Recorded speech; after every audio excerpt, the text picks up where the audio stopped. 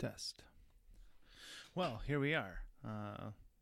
Fourth episode of Life on Life's Terms. And I think just to recap from the last podcast, we were talking about how I was living in Alberta. And, Alberta was the problem. My alcoholism wasn't. And I needed to leave this damn place. I needed to go back to Ontario and see if maybe Ontarians would fucking piss me off too. And I guess that was really my mentality at the time. I think in that time it was always everybody else's problem. It wasn't my problem, right? I mean, that's basically how us as addicts are. And I think for people who are on the outside, like those who are supporting addicts, we need to understand that when people are in the throes of active addiction, no, there's nothing you can say. It's going to be, you piss me off enough to make me drink. You make me drink. I mean, my disease basically tells me that I can slip my wrists as long as you're the excuse for me to do so. That's basically what I do, right? It's not something that I want to be doing, but that's what I do. That's my excuse. I'm always looking for how to play the victim. I'm the victim in everything, don't you know? And I deserve to be as fucked up as I am. I mean, that's basically how addicts function. Our reprieve at the end of the week or at the end of the day from a really shitty day when we're working is the drink. It is the poison that kills us. It's the crack that we smoke. It's the dope that we shoot. It's the weed that we smoke. I mean, that's just how we are. That's how we're fundamentally are as addicts. So, like I said, I met a gangster in Alberta. And this guy was a gangster. There's no two ways about it. And if there's anything that he really cemented for me was, why are you paying your fucking taxes? Why are you paying taxes? Why are you voting? Why are you participating in this bullshit? It's not going to get you anywhere. And you can't live the way that you want to live in a normal fucking world if you want to get high. You just can't do it. You cannot do it. I mean, at that moment, he was totally, totally right. It's not something I wanted to admit, but I just always thought that, I don't have to sell dope. I can make some really good money being a surveyor, so on and so forth. I don't need to be doing what he's doing. Well, my disease is progressive in nature. And I always sold dope when I was younger in order to have my own dope. I always wanted to be rich from being brought up poor. I mean, I was brought up with nothing. And now all of a sudden, I had a career, money, education. I mean, I had kind of made it. I felt as if I had arrived in life. And I could maintain, like the last title of the episode, I was learning to hold it all together. And I thought I could do that for the rest of my life. I didn't think I would be a loser like the father of my brother or my own father. I didn't think I would be that kind of a fuck up in life. And that was always the benchmark for me, was not to be like them. But the reality was I was definitely spiraling down or around the drain in order to be exactly that. So, that being said, I knew that I was leaving Alberta at this point, and I knew that I had nothing left here in Alberta. There was nothing left for me to really go along. And like I said, it was a geographical problem, right? I mean, people in Alberta are rednecks. Are you kidding me? Who wouldn't want to fucking drink with these people? Who the hell can even understand them? It was their problem, not mine. I mean, that was the attitude I had. I could point a finger at you and never recognize that there was 3 more fingers pointing back at me. I was the problem. So here I was, jumping on a plane, left everything into the apartment that I had in Edmonton, well, in Alberta, and jumped on the plane, went back to Ontario to visit my mom for Christmas. I kind of had a job interview set up in Southern Ontario, and I was saying to my mom, like I was alluding to her, like, shit, I might stay, and all this stuff, and she was really happy about that. I mean, she was glad that I would stay. She didn't understand how ferocious my addiction was. She didn't understand really where I was. I mean, at that time, I was a full-fledged alcoholic. I was drinking all of the time. I wouldn't go anywhere unless I had at least a quarter pound of weed. That's just what it was. And to me, smoking a quarter pound of weed in 2 weeks was fucking normal. That's not normal. That's nowhere in that is that normal. And so, I mean, really, the substance use itself it's not measurement about how much we use. It's the fact that we can't go throughout life without it, and the fact that we become this major exhibitionist with it. Exhibitionist meaning we go to great extremes in order to have these substances in our lives. That's what we do. We go down an extremist path. However, most addicts, we were born extremists. I mean, think about it. If you're an addict, if you identify as an addict and you're listening to this, when you played soccer when you were a kid, did you play soccer just for an hour and then go home? No. You played until the sun went down, and you went until you couldn't see in the field anymore. And those who are supporting an addict, think about that. Was your son or daughter ever somebody, when they were passionate about something, not all the way in the other ditch? We're either in or we're out. That's just the kind of people that we were. And I can tell you what, when it came to my addiction, I was all the way in. I mean, I loved that job. I was fully employed by my addiction. My addiction controlled everything I did. It controlled me at work. It controlled how many hours I could work, how many days I could work in a week, how much time I needed in order to sober up, to go and do what I do. Everything was dictated to me by my addiction. And when it called, I answered. I answered with glee and joy in my face. Why? Because if I didn't answer with glee and joy in my face, then, I mean, it might actually be a problem. And I wasn't there yet. So here I was trying to get along with Christmas at my mom's house in Northern Ontario. And all of us, like I said, I kind of had a job interview set up for Southern Ontario, this real small firm. Great location. I mean, shit, it was the same thing as Northern California. Don't let people fool you. There are warm places to live in Canada. And this, fortunately, was one of them. And being a land surveyor, I mean, shit, that's really what we look for, is we look for places that where the weather is nice. I mean, that's what you want.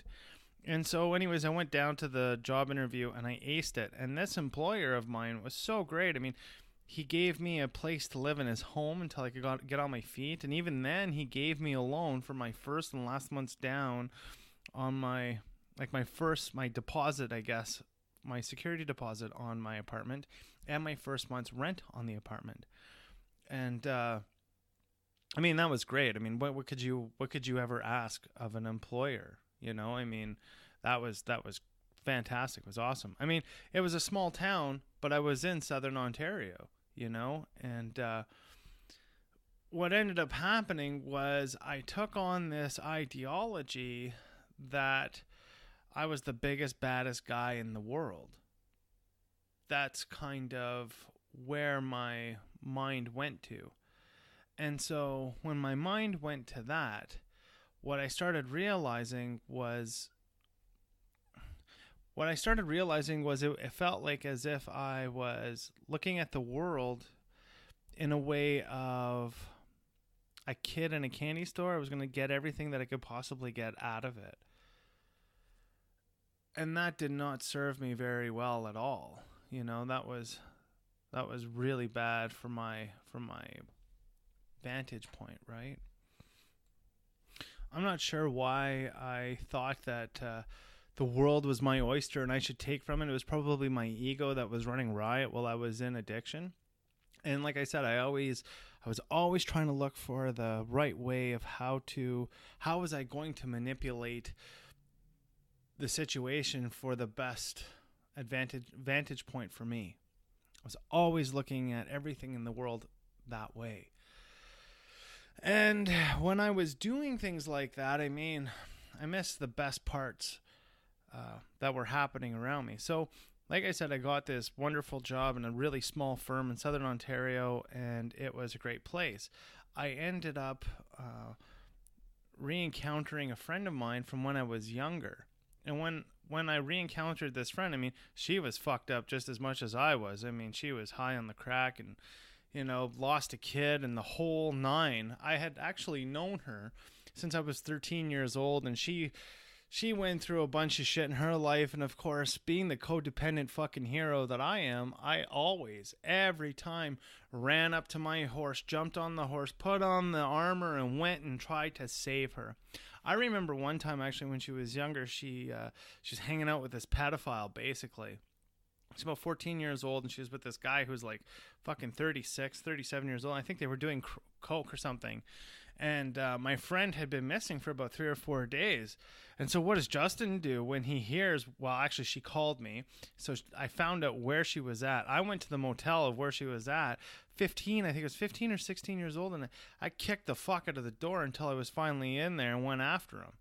You know, that's where my codependency leads me into really bad situations, always trying to act like the hero. I mean, you can be a hero in life, and that's fine. But what's your motivation? Is it because somebody is in jeopardy? Somebody's in peril? I mean, she chose to be there. You know, she chose to be there. I mean, she was of age to sleep with a 38-year-old man if she really wanted to here in Canada at that time. You know, if that's what she so wanted to do, she could totally do it. And that was completely her decision. Who am I to say no, that's wrong? I mean, but of course, that's what we do as addicts. So anyways, in that time, I did start reconnecting with her, and you know, I definitely needed some fucking weed when I was down there. So I couldn't get any weed when I first got there, and I thought, well, shit, maybe I'll just maintain with booze because I'm not an alcoholic, right? Oh my God. I was drinking a 40 a night. Every single night I was drinking a 40, and I would call people just, you know, drunk dialing, right? Oh my God, it was disgusting. It was just disgusting. And I could only work about 4 or 5 hours a day. And then we would basically lie about the rest of our hours for the day, go home. I mean, I worked my ass off and got the jobs done. But it was not a fair trade for my employer, that's for sure. I was in and out of there as fast as I possibly could be. And that wasn't really productive for my employer, unfortunately. But I did like where I was. I started man whoring. I lost quite a bit of weight when I was just prior, actually, to moving to Southern Ontario.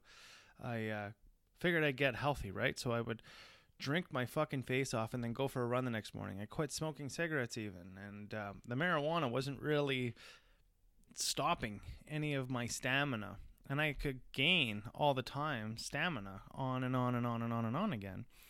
And so that was okay. You know, I liked the benefits of that. I definitely lost a lot of weight. And what ended up happening for me was a lot of what was going on with my addiction was I was hiding my addiction from as many people as I possibly could. Now, in hiding my addiction, nobody really knew how much I was drinking. I could kind of hold it all together, you know. I don't think anybody could really look at me and know that I had just finished a 40 ouncer or 26er or 15 beers or 24 beers. I don't think anybody really knew. I do remember one instance though when I went to my mom's for May long weekend, which is the long weekend in May here for those Yankees who are listening to this podcast. And that's usually a typical drunken weekend for most Canadians. And I think that's really when my mom, because I was at my mom's house, I think that's when my mom realized how far gone my alcoholism went. She finally realized, I think she realized when I vomited all over myself and I was on the floor swimming in my own vomit that I was drinking way too much. And I probably had a problem. How do you think she would say anything to me? Even if she did, it wouldn't have done anything. It just would have made me say, no, I'm not an alcoholic.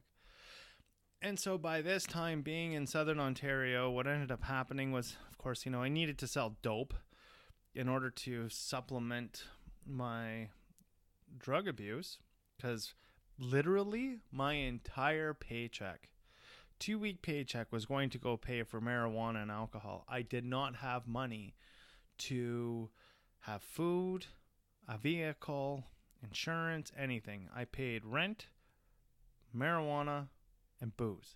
That's what I lived off of. And I would work out. And I'd live off of for eating ramen noodles and spaghetti.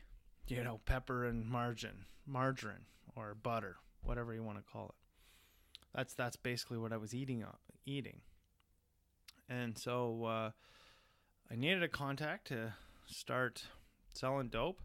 So I made a contact in Toronto, basically, and I would go to Toronto, come back, and sell pot. Well, the town that I was in was really small.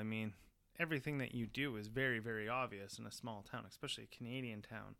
And the cops kind of know what kind of drugs are there and what they look like and all that stuff. And then all of a sudden, there's different marijuanas out. Well, who's the different guy that's in town? Guess who? It's me, right? So anyways, I thought I was invincible and nobody could take me down. And there I was trying to supplement my addiction. And I'm telling you, I had a good job. I had a $60,000-$70,000 a year job.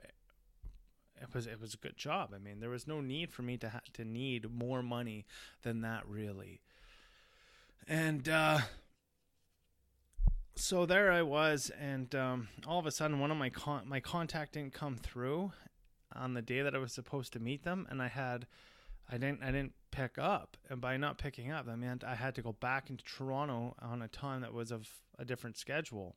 Because what was basically happening was I had a friend who would go to kind of by my mom's place in Northern Ontario, and he'd pick me up where I was. I would make a stop in Toronto, go to my mom's, and then come back to that town with all the shit that I bought in Toronto. And so when that was happening, things were good. And then the time that we stopped in Toronto, my contact wasn't there to get me what I needed in order to supplement my income. So that meant I had to go back or find another contact. And so at this point, what I did was I had access to a company vehicle, but that company vehicle is really only used for the county or the geographical area that I'm in. It's not meant to drive to Toronto to buy drugs. That's not what it's meant for. What I did do, though, was I took keys, and me and this guy who was living with me at the time, my plan was to take that vehicle and drive to Toronto, pick up some drugs, and come back to this town and supply the town with marijuana. That was my goal. See, inherently, marijuana is not bad. Pot isn't a bad drug. For me, it is. When I smoke pot, the first thing that runs through my brain is I want a fucking warm blanket. It triggers my heroin ideology. It triggers that heroin want in my soul. It makes me feel like I'm missing something, and the thing that I'm missing is the warm blanket that heroin gives me. That's what marijuana does for me. Like I said, I'm an addict. I crossed a line somewhere, and when I crossed that line, that was it. There really wasn't there wasn't coming back. That's basically what happened. So here I was in this vehicle, for a lack of a better term, unlawfully borrowed. And I figured I'd drive around town first, and of course, like I said, it was a small town, so somebody saw me from the office from this company that I was working with, and they called the police. So the police then called the person who owned the business. They said, yeah, you better pick him up. So basically I saw the cops, and I started heading towards the office with a vehicle. And when I started heading to the office with the vehicle, I realized, well, shit, in Canada, they can't really nail me with Grand Theft Auto because I'm heading towards the office and the employer gave me access to the keys. It's not like I, stole the vehicle. Like I said, it's literally unlawful borrowing. So the OPP officer, he arrested me, and I ended up giving my friend, I think my paycheck, which was $28,000 or $3,000, something like that. All in cash, of course, because I need cash in order to go buy drugs. They don't take ATM, go figure, or a bank card or some bullshit, And so here's this cop arresting me, and I remember the guy that I was with, and the police officer asked my friend, or this guy that I was with, have you ever been arrested for anything? He said, yeah, I've been arrested for crack cocaine. And I thought to myself, how crazy is that? Could you imagine getting nailed with crack cocaine? Like, wow, what a charge, right? That's pretty fucking crazy. That's what I thought in my head. And then I saw that, it didn't even faze him. It didn't even bother him that he was charged with anything like that. And that was pretty mind-blowing. And he took off and was supposed to get these drugs for me. And there I am in a cell. And they ended up not pressing charges. I obviously lost my job. That definitely happened. And I fucked up a good career. That's what I did. Long story short, that's what ended up happening. And that was really shitty. I mean, it was a good place, and here I go back to my friend's place in Toronto, who I told you about, that I knew since I was 13 years old, and she was living in a fucked up world. I had no money. I was broke, and tried to make a go of it in Toronto, and that didn't work out for me. I was too high, really. Not even drunk. I couldn't drink. But marijuana could curb the want for alcohol for me. So I got as much weed as I possibly could, and I ended up begging my mom to buy me a train ticket so that I could go back to her place to stay. And like I said, really, my mom didn't know how bad my addiction really was. So I went home thinking I was big bad and, everything else like that. And it was a pretty fucked up, unfortunate situation. I went back to my mom's and I ran out of marijuana very, very quickly. And couldn't get my hands on anything else. And I lost it. I had a serious breakdown with my brother. I mean, I got violent with him. My brother was only 7 years old, and I don't mean physically violent, I mean verbally violent. I gave him an undressing down like there was no tomorrow, and it was very unfortunate. He didn't deserve that. He really did not deserve that. But at that time, I mean, like I said, my addiction was calling, and I needed to answer. And I was definitely craving more than just something, I was craving more than marijuana. I was craving more than just pot.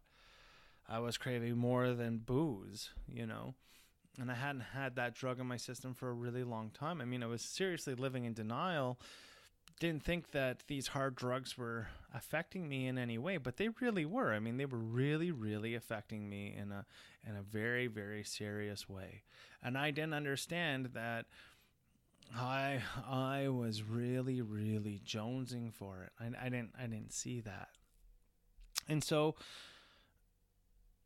when that addiction calls, I mean, I was really fortunate again, because what ends up happening, that addiction calls, and then I have to go and make sure that I'm in a situation where I'm able to appease that addiction. I can answer the call. And so what I did was I started working on trying to get into another city and another job in Southern Ontario. And I did, and I landed a really good job with another massive firm, due to my credentials and my experience in the career of land surveying once again. So I went to this town, and it was I think the town it was a city, 6 or 700,000. And I lived with my great aunt, and this is really when my addiction was getting crazy. So here I was living with my great aunt, and I'm smoking drugs, not in her house, but away from the house, and coming back just stoned out of my mind. And I was working for this firm, and then all of a sudden, my credit, as a good addict, I just totally fucking ruined that shit. So I had no credit. And living in this bigger city, or this city, I wasn't able to get an apartment without somebody co-signing. So my great aunt, she got her husband to co-sign for me on this lease. I mean, I paid the lease and the damage and all that stuff, but what I didn't do correctly was I just flopped on the rent eventually.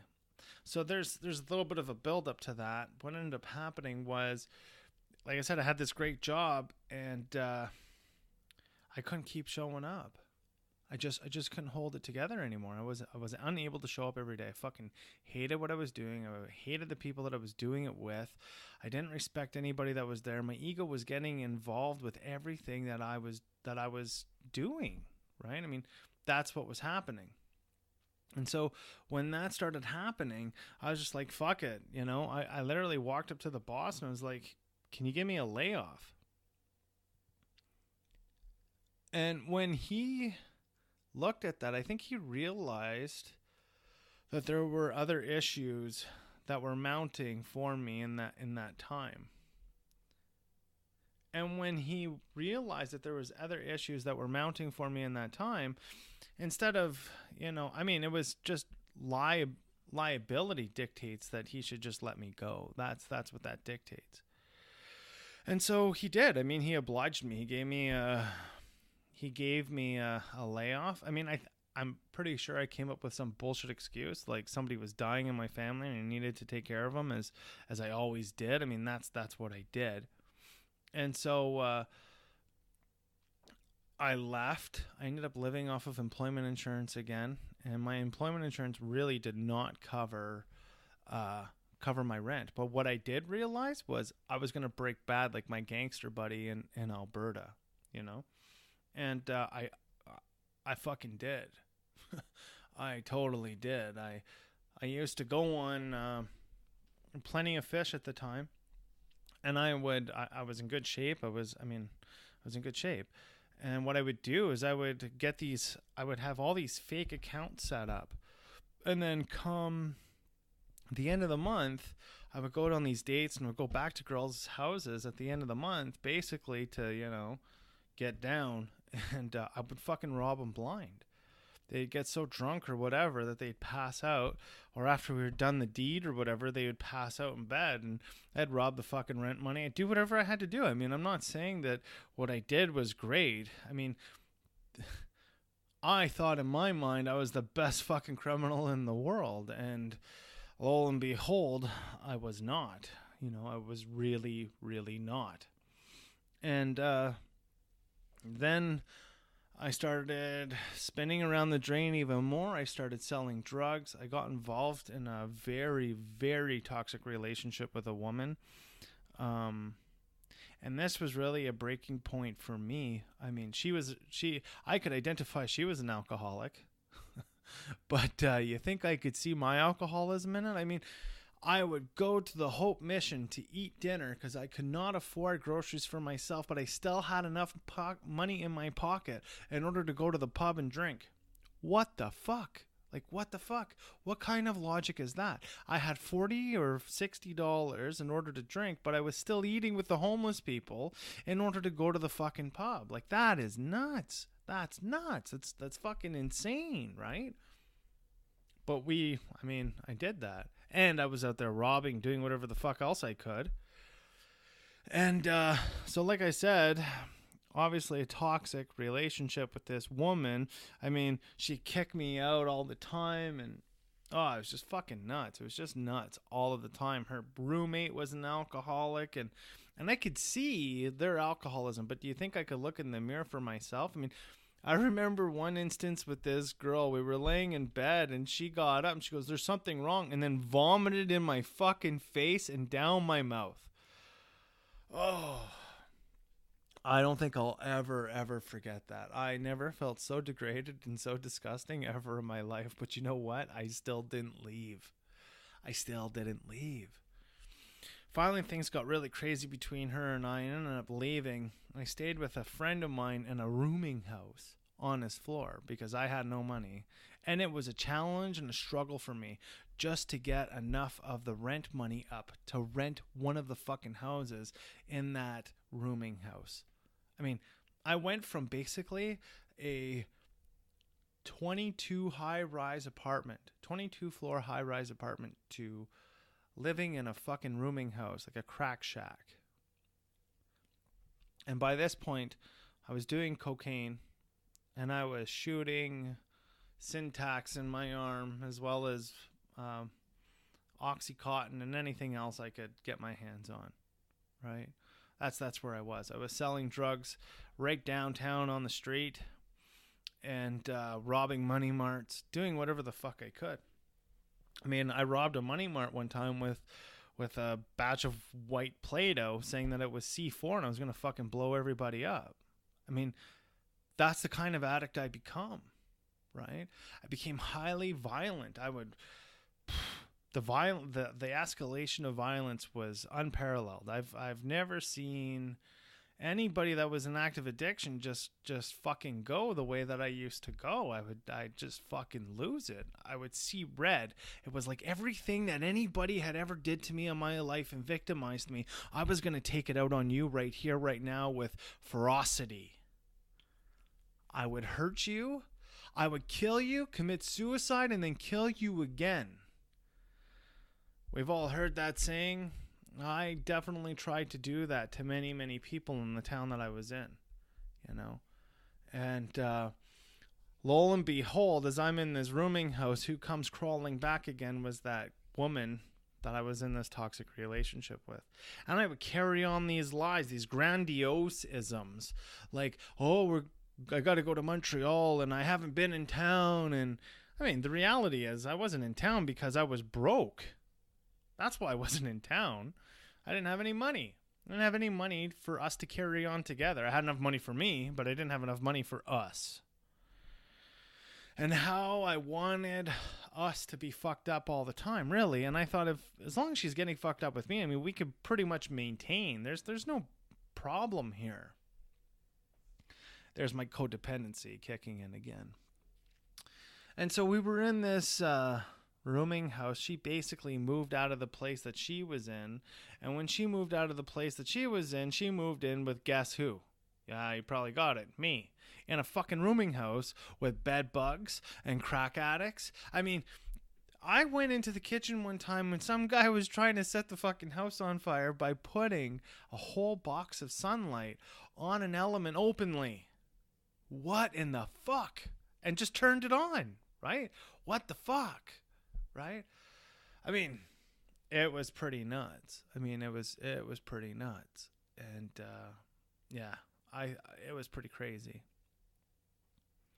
And so we ended up moving to another place that was cheaper in the same town, like basically the ghetto. Okay. And so when we got there, this girl that I was with, she ended up getting a job and she started maintaining and she's trying to better herself, prove to herself that she wasn't a junkie alcoholic like I was. I also got a job back in the survey field and thought that worst job I've ever taken in my life. I mean, usually I make anywhere from $20 to $28 an hour in the survey field. This fucking place gave me $10 an hour. It was ridiculous, just ridiculous. I couldn't even survive on that, really. I mean, it was a true humbling moment in my life. It was pretty crazy. And I trudged the road and took things on with that job, and we moved into the ghetto. And all of a sudden, this girl comes back to me and says that she's pregnant. And I mean, we had a pretty fucked up relationship. I mean, we drank a lot, and I really doubted if it was mine. One. Secondly, I doubted that she'd be able to stay sober throughout the pregnancy. She talked to me a little bit about giving the baby up or the pregnancy up, and I thought to myself, that's pretty fucked up. I said, I'll step up, and she already had a kid, and I had an illegitimate child who had passed away, and that was really a big portion of the crack off for my addiction in this town. An illegitimate child I didn't even know I had, and to find out that they died was pretty crazy. And then I later found out that the illegitimate child wasn't even mine. This person was just lying so that they could get money out of me. But this girl that I was with at the moment was saying that she was pregnant, and she was probably pregnant. And I believed it. And then all of a sudden we had this come to Jesus moment, so to say, where she said, I'll keep it. And let's change our lives and all this stuff. We actually went to a couple of AA meetings at the time, but of course my alcoholism told me that she was the fucked up one and I wasn't. That's just the way how that was. I didn't see my own issues. I was definitely, I was a junkie and an addict by this point, though. I was in total self-denial. I didn't want to believe that I was like the father of my brother or my own father for that matter. And I remember coming home from work, and like I said, we made this decision that we would go on with the child. And all of a sudden I come home and there she is drinking a bottle of vodka. And I thought to myself, what the fuck? You're pregnant, right? She looked at me and she said to me, I had an abortion today. And that really fucked me up. That really fucked me up, And I don't really remember a lot of what happened after that. I do know that I was arrested. And I do know that the police beat me up. Do I know what for? Not even a clue. I have no idea. I did have warrants, though, in the town, and I had to answer those. So I ended up getting shuffled off to another court system, and I didn't think I was going to get out of jail, but actually I was the only guy that got out of jail that day. And a really good friend of mine who I had met by this point, who was an alcoholic just like I was, he met me, and he really consoled me. He really helped me. But I really had no idea. I'm telling you this from years of sobriety. I mean, as much as I can tell you about that situation, that's as much as I really know. I'm not omitting anything. It's just what it is. I just don't know any more than that. And so here it was, I broke bad. I was making a majority of my money. I made the majority of my money from not working a real job. One of the other reasons why I went and got this shitty job and stuck to it was because I had a lot of heat on me. I literally had the RCMP looking up my skirt, so to say. And the RCMP in Canada, we have them on the highway, but really, when you're dealing with high-level RCMP officers, it's like the Canadian version of the FBI. Okay? I mean, these guys are fucking good at what they do. Believe me, they're good at what they do. I know when I'm being followed, and these motherfuckers, they were on me, and there were times when I didn't even see what they were doing. With the organization that I ran around with, by this point, we were taught how to do counter surveillance. I knew how. I mean, some of the guys that ran in my group, they were ex-military. They knew what to teach us and how to make us cover our ass and the whole bit. And I was a very violent guy. You know, I was being investigated for some very, very serious crimes that would definitely give me, they would give me a sentence for more than 10 years. And, you know, this whole situation with that girl, it was a very, very stupid move. Getting arrested for whatever, I mean, they said it was domestic assault. I do know, though, that she had a pimp that she used to be around. And, I mean, my buddy told me through the grapevine, the rumor was that she had gotten beat up by her pimp. She decided that she was going to go back to the pimp and start making money with him, came home, started drinking, and if anybody knows anything about the pimping world, so by this point, I was definitely dabbling into the pimping world in order to make money. If you leave your pimp and go back to him, he's going to kick the fuck out of you. You have to ask permission to leave. That's how that works. And so I was definitely under the assumption that she went off to her pimp and got beat up. Like I said, I don't remember anything after she said to me, I had an abortion today. I mean, that fucked my world right up.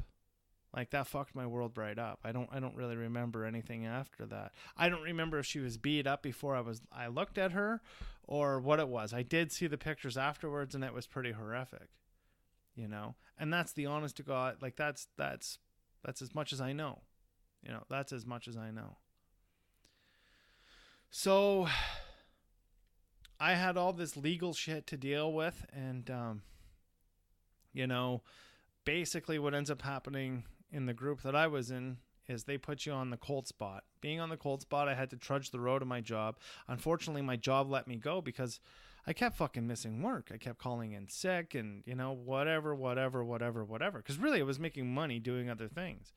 Then all of a sudden I got onto employment insurance again, living in some shithole apartment again. I mean, it was so fucked up. I ended up moving a bed and everything I had in a shopping cart from one apartment to the next apartment, right?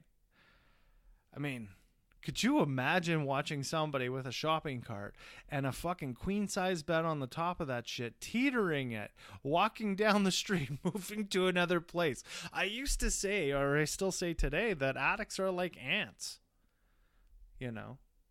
Tell them that something needs to be moved and you'll pay them $30 and they'll all come together like fucking ants. And that thing could weigh 50,000 tons and those motherfuckers will move it. That's just the way how addicts are in active addiction. We have a fortitude like most people just don't have. They just don't understand that. I mean, I guess normal people just don't understand how we're able to do things like that. And call it crackhead strength. Or meth speed, right? the speed of a meth head, right? That's just the way that we are as addicts. And so anyways, here I was on employment insurance, lost my job, looking at some serious charges. The one set of charges, which was I think it was possession. So I had possession of 36 ecstasy pills, 28 grams of marijuana, and 4 pills of MDMA.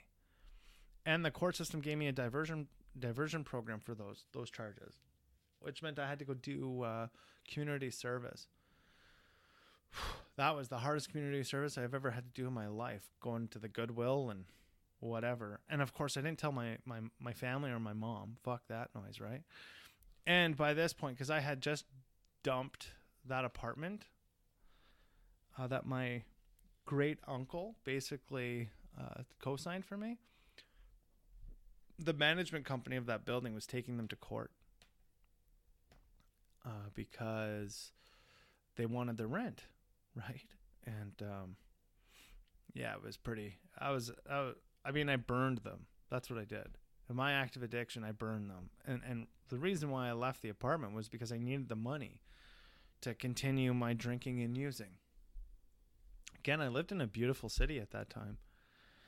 And so now I have to show up to court on this other beef, this domestic assault beef, which I'm not even sure if I did or not. I mean, it'd be one thing to plead guilty if I knew I did it, but I'm not even sure if I did it, especially with all the rumors. And I should confess at this point, I mean, I'm basically dealing with a gang. I mean, I'm in a gang. You know, I'm OC. I was organized crime. You know, that's what I was involved with at that time. And so when I'm talking about intel from my brother, I mean, or my friend, we call him my brother. It's good information. I mean, it's the pimp that fucking told him that he whooped the shit out of her, right? But can I bring a pimp to fucking court to say that he kicked the shit out of her? Well, of course I can't. You know, that's where it was. And so on life goes, and I started talking to a friend of mine who was back in Alberta, not the gangster, but somebody else. And on a split decision, I decided I was going to move back to Alberta. I guess I had consolidated that people were all fucked up in Ontario, and it's time for me to go. And I learned a lot of things that I learned there. One of the other pieces about me moving was somebody who was very influential in the organization that I was involved with told me I had to leave. I didn't have a choice. So remember I talked about that girl when I was 13, I knew her. Well, she was living in Edmonton at this point, and she had told me that her boyfriend was kicking the shit out of her. Well, guess what? I was fucking made at the time. Made. I'm a made man. I was involved with a very serious group. And so, split decision, I said, fuck this, I'm out. I guess I'm going to go back to Ontario. I'm going to go back to Alberta. So, there's Justin sitting in a Greyhound bus and took off to Alberta. You know, I got so far, and then I ended up getting on another piece of transportation and took that all the way back to Alberta. I get back in Alberta, and now I'm looking at the town that I was in like a kid in a candy store again. But now I really had power. You know, one of the reasons for leaving Ontario was the investigation I was under was also cramping the group of associates I was around in that criminal organization. And so that was one of the reasons why they told me I had to leave. I was almost too violent. I was definitely too violent for them. I was not tactful in the way that I attacked people. I just was fucking full on broadside you. Here I am in your face, fucking on you. That's the way I was. And so here I was back in Alberta, and I met up with that friend of mine since I was 13 years old, and then I stayed with another ex-girlfriend of mine, basically, in her house. She had a brand new baby girl, and her son I had known from our previous relationship, like our relationship, I guess.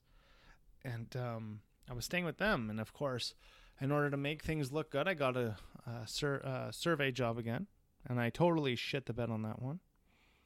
I knew, though, I had to think quick on my feet, and I got another job with a really shitty survey firm. And I couldn't show up to that motherfucker either, you know. But, like, the first job, I had just fucked up due to drug incompetence. I hired my friend who was from Ontario that I had known since I was 13 years old, and she sucked shit at work. Her boyfriend was kicking the fuck out of her all the time, and that wasn't good. And really, this friend of mine didn't understand what I meant when I said I'm made. Like I was a made member of something. She had no idea. And I remember the first time she really recognized it, she had called me and said that her boyfriend had beat her. And me and my friends went over there, and I mean, that motherfucker was he was with inches of his life by the time we left. And then she had said something else to me, and I resolved that I was going to murder this motherfucker.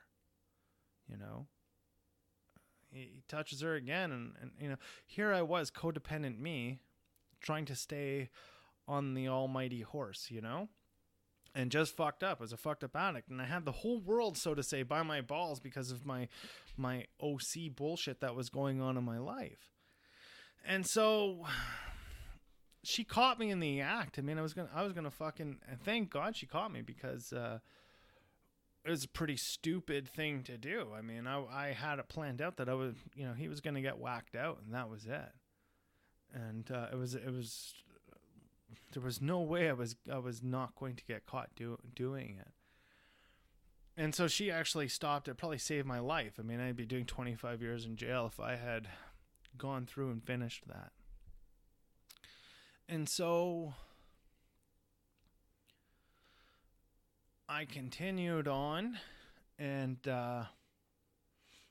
like I said, I was with that shitty survey firm. And right around Christmas time, I guess, I reconciled that that job wasn't doing me good. I felt like the heat was off of me, and I went balls deep into everything again. So I got my pimping up again. So I had learned how to be a pimp back in Ontario.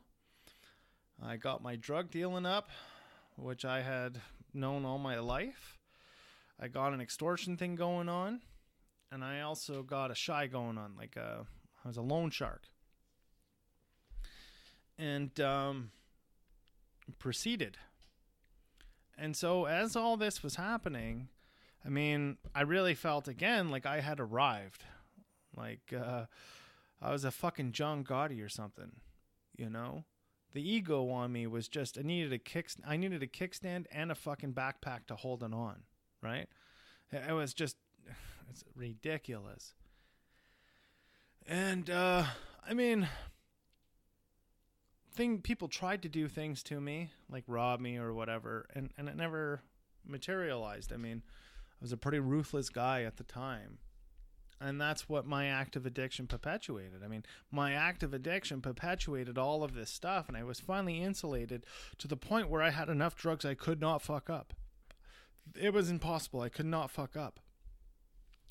And so eventually my friend who knew me since I was 13, she ended up coming to a realization, I can't have this guy in my life. He's just way too fucking violent. Like, he's just way too much. And she ended up telling me to kick rocks, basically. And that hurt. I mean, that hurt. But, you know, a lot of my attitude was like, fuck you. You have no idea what you're giving up and whatever. I knew best, right? I knew best. And so that relationship deteriorated, and it was gone. And all I had was my dope phone, my Connect, my girls, and, you know, the shy and the extortion thing going on. That's what I had. That's what I had going on. I ended up dating some model. Straight up, she was a model. And I had places all over the place, you know, and she didn't know all of them, but she, at this particular time, knew this one place. Things had happened and things were said, and it was a bad breakup, long story short, as it always is. Except she told the cops. And the house that I was in at that time was my chop shop. I mean, that's where the drugs all came out of. And what ended up happening was I got fucking raided. You know, the RCMP were looking at me, and then what ended up happening was the city police of the town that I was in ended up also doing an investigation parallel to the RCMP, and the city police ended up coming after me. They got to me first, basically. And when they came into the house, they got 2 sawed-off shotguns, an ounce of crack, an ounce of blow, and $5 grand in cash, or $12,000 in cash. And the night that this happened, I was actually at my mechanic's getting my car fixed, and I distinctly remember being in that mechanic shop and knowing that the helicopter was flying around and things just didn't seem fucking right. And I couldn't get a hold of the guy who worked for me on the phone at all. Now, I remember telling my mechanic, fuck, I really don't want to go home, you know, something feels strange. But I ended up going home. Lo and behold, as I'm pulling up to this shop, you know, the cops fucking jumped me. And they were actually on their way out. They had written a note saying, please turn yourself in and all that bullshit. And I can tell you, if that was what was about to happen, I was not turning myself in. I was fucking running as fast as Fred Flintstone can push his car, right? I mean, I would have been fucking out of there. There's no way I was going to the police. And so anyways, as it was, they found, I think, like I said, I said two sawed-off shotguns. So that night, what my intentions was the charges are laid out this way. One gun was loaded and the other gun was not. They both had butt stocks on them, but the barrels had been cut down. Now, that night that they caught me, I was wearing Gucci socks and Versace pants and a Versace shirt, and I had a rosary in my pocket and a bunch of money. And the plan for me that night was to take the sawed-off shotgun that was loaded with me out to basically the woods and blow my fucking brains out. I had finally come to a place in my life after this model left me and my friend left me and my mom wasn't answering the phone anymore, and people were starting to back away from me. I came to a place where I thought that I could sacrifice myself like Christ. I didn't know how to stop anymore. I did not know how to stop doing what I was doing. I was so involved. I was so deep down the rabbit hole. I just didn't know how to make all of this end or all of this stop. All this fucking wreckage. And my wreckage started from Ontario all the way now to Alberta. And from Alberta back to Ontario, Ontario back to Alberta. And I was looking at something that just seemed to defeat me. No matter what, this is going to end in a fucking, badge of glory, And badge of glory to me means that, guns ablaze and here we go. I'm going down, And so my intention was, with the rosary in my pocket, was that God might accept me at the gates when I committed suicide. Having a Catholic background growing up, I was always told that the most precious thing that God could ever give you is life. And I was about ready to say, fuck it. Fuck it. And if the police had not arrested me that night, I assure you I would not be sitting in front of this microphone, looking at my computer and telling you this testimony. There's no way. There's no fucking way. And I'll give you some insight.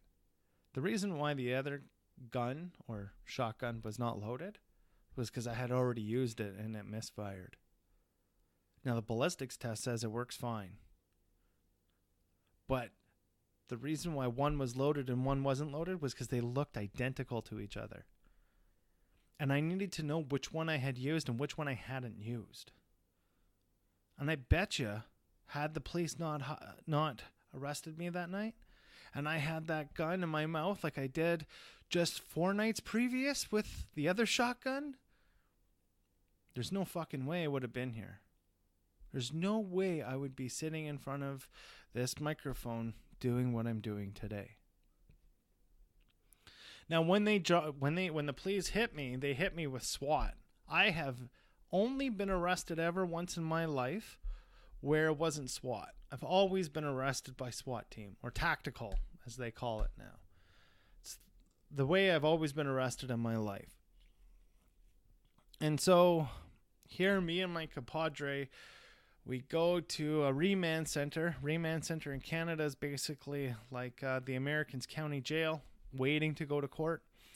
And went in front of the JP, and they wouldn't give me fucking bail. There's no way they were going to give me bail. And my organization ended up hiring me a lawyer. Lawyer said to me, he said, Justin, even murderers get out for their first offense.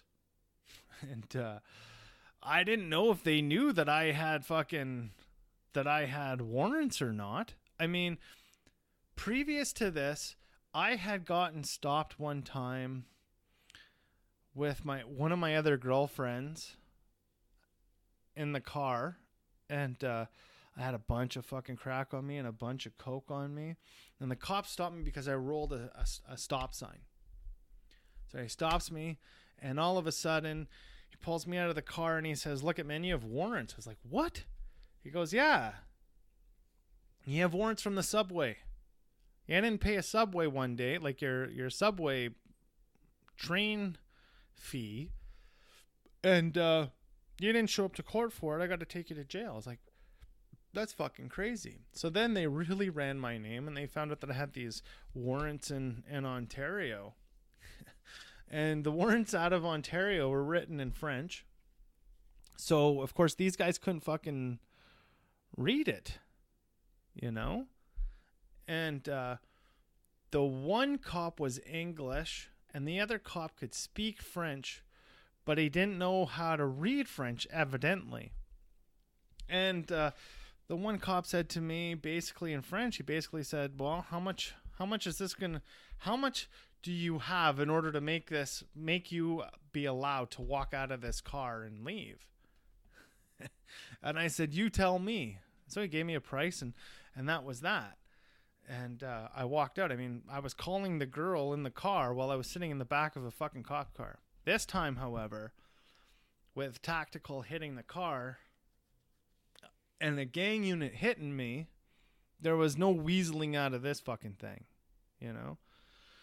So like I said, there I am with the lawyer, and they called bail. Bail was tens of thousands of dollars. My organization paid it, and I was out. Now my ego was huge because I felt like I was untouchable. But again, I had created fucking so much heat that my organization couldn't really have me working anymore. So I went on for about 9 months. I didn't have a job. I just kind of toted around. I couldn't do the pimping thing. I couldn't do the shine. I had a little bit of money in extortion left, and I would sell dope here and there just to make ends meet for me. And that's basically where I was at. I was basically a leech at that moment. And then I got back heavy into the game. It felt like the heat was off of me, and I started pimping again. Hard. Like hard. I was pimping hard. And I had a lot of women working for me at that time. I had a whole floor of a hotel working for me. I had a lot of drugs moving. I was just ready to jump into the pool of extortion. Ran through many different girls who were for like my personal pleasure, and like I said, girls who worked for me. I had a really good John list. You know, things were looking up. And before I could really get the money up, what ended up happening before I could get the money up to be able to jump into the extortion stuff, I mean, you need money to extort people. You got to pay things in order for things. You got to pay people in order to make certain things happen so that you can hold somebody on the string. It's basically how this organization I was involved in, how we would set up extortion. And, excuse me. So then what ended up happening, so like I said, what ended up happening was I didn't have the money, and I went on a fucking tear with one of my girls. And we ended up doing a bunch of fucking methamphetamine for 3 or 4 days. Long story short, she ended up having to go to the psych ward at one of the hospitals in the town that I was in. And what ended up happening after that was gang unit cops were all over it, because the address, she called the ambulance while she was in this apartment that had my name on it to my basically my probation officer, because I was on bail conditions. And it rings a bell, right? I mean, fucking gang unit is all over that shit. I ended up actually, so the ambulance paramedics went in to go and see her, and they left her because there was so much drug paraphernalia around that they had to call the police. She called me. I forget what, for whatever reason, as fucked up as it was.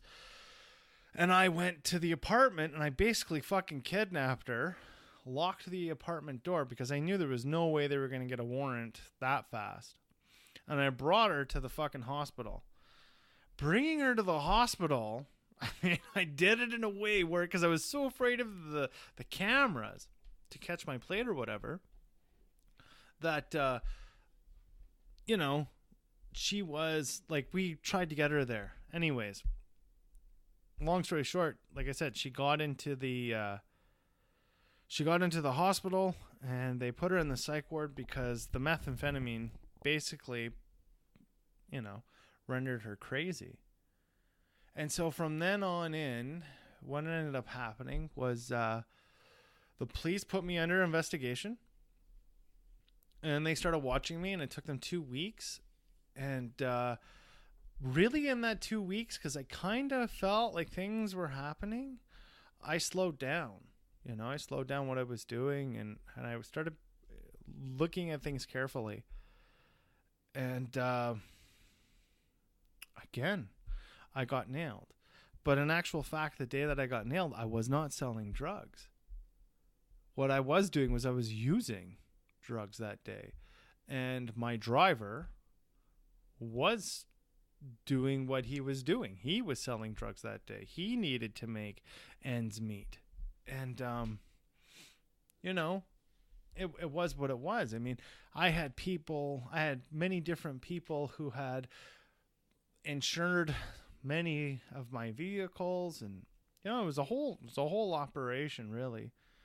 And fucking got pinched again, and this time I got pinched with half an ounce of crack, and the cocaine I ingested, and there was no cocaine to be found in the vehicle aside from the crack. And I was also drinking I was drinking a poor boy, like a tall boy of beer, because I had the fucking shakes real bad from my alcoholism. Now, when Tactical hit me, I mean, they were sitting there saying, put your fucking hands down and all this stuff, because I was drinking a beer, and they were going to shoot me. I mean, they were going to fucking shoot me. I just kept drinking the beer. I was like, fuck it. And so they grabbed me, and they threw me in the vehicle, and off I went. And there was no fucking way I was getting bail again, boy, I tell you what. And to the organization that I belonged to at that time, I mean, really, when you get caught with such little amount of drugs and such little amount of money and all that bullshit, I mean, you're not a fucking guy who's making money. What you are is you're a fucking junkie. That's what you are. You're a junkie. I mean, who the hell goes out with half an ounce of crack trying to make some fucking money? Nobody. I mean, when I got stopped the first time and they told me all they got was an ounce of coke, an ounce of crack, 10 grand cash, and fucking 2 sawed-off shotguns, I was happier than a pig of shit. I just had 80 birds walk out of that fucking building. 80 birds. And they got the remainder of what I use. That's what they got. I was pretty lucky then. I think most people who are in active addiction and running around doing this shit, we actually get caught with the least amount of stuff that we can get caught with. I really believe that. I mean, if I was caught with the heavy end shit that I did, I wouldn't be sitting in front of this mic. There's no way. There's just no way. So at this moment, I was in a precipice of the corner. I was standing at the turning point of my life. That's really where I was. And I remember the first time I was in jail, like in this moment of my life, I called my mom from jail. And my mom was so distraught. I mean, she was crying and she, all this stuff. And being a guy in jail, you don't want to hear your mom cry. I mean, you know what that's going to do to you? And do you think you can cry in front of other gangsters? Fuck no, man. These guys will rip you apart. And all I kept thinking about as I was going to jail the second time was, oh, Christ, I do not want to call my mom. Please, Christ, let me be in and out so I don't have to call her. And up to this point, I was going 4 and 5 months at a time not talking to my mom. I called her one time and the answering machine picked up like it always did in this point in my life. And I said to her on the phone through the voice message, apparently, this is the sound of me dying. I'm dying. I cannot imagine what my mom was thinking about or what went through her mind as that was going down. Do you imagine as a mother hearing your son on the other side of that phone saying to you, this is the sound of me dying? My mom has been standing back watching me die since Ontario, since the time on that May long weekend where I was swimming in my own vomit from a 40 of vodka. That's where my mom has been watching me die. That's when she recognized I was dying. And here I am, going back to jail. The things I recognized in that moment, I am my dad. I was like my brother's father. Totally was I as much of a fuck up as they were. I realized it. It hit me like a punch in the face.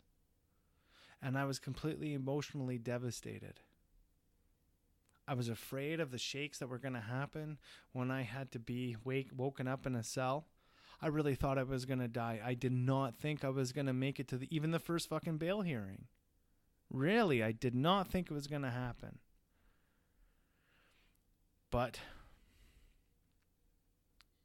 I got through it. And I got to that first bail hearing. I mean, I paid my lawyer to call in on a fucking JP bail to see if he could get me bail because I was too afraid to have to wake up in jail the next day. I was way too afraid. I did not want to be in jail the next day. And that basically cost me $5,000 right then and there. Right then and there. I mean, I was standing in the grave now. I was standing in the grave. And my organization can 100% get me when I'm in jail. They fucking run the jail. They can get me. So that'll be the end of this chapter here. And about the end of the mess, really. The next portion of this podcast will be about living in the solution and what that looks like, how we can turn around.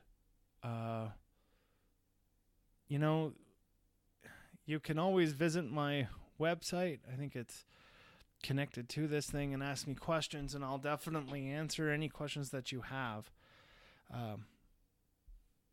And you can also check out my Instagram page, Just 967, I believe it is.